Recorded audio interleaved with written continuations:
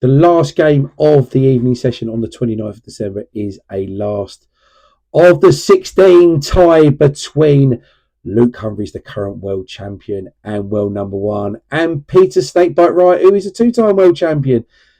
And quite a few, including myself, are quite surprised that Peter Wright has managed to get where he is now. Now, with the form he's had over the last, 12 months, 18 months, not a lot of hope was given to Peter Wright, including myself. I keep writing him off in every game that he's played, and he ends up proving me wrong in each of these games.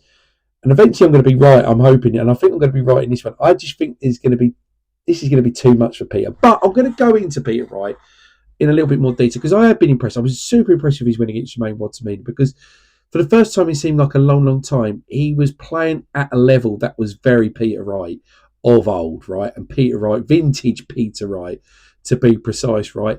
Averaging around about 95, I think it was 96 against Watamina.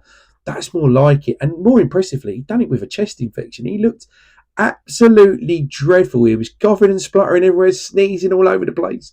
He didn't even do his walk-on dance in that game, but yet he got the job done against a really dangerous opponent in Watamina, who's been absolutely fantastic throughout 2024. And I think he's still going to be a player to watch next year in 2025.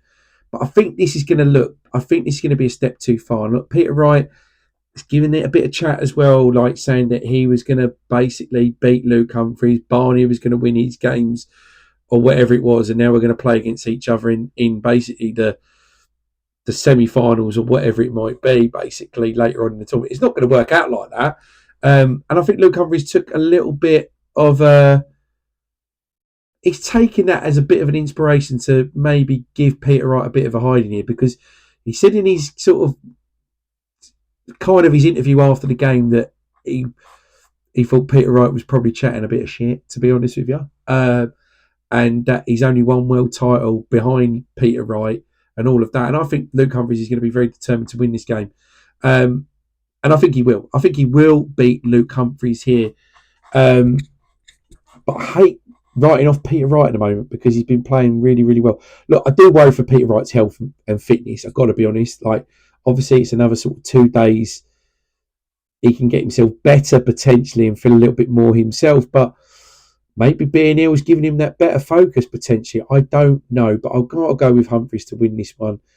I'm going to give Peter Wright a set, though. I think Peter Wright will win a set, and I think he could win one maybe early doors potentially against Luke. But I think Luke Humphries gets the job done here, and I think he wins this by 4 sets to 1. But I would suspect plenty of 180s between these two as well.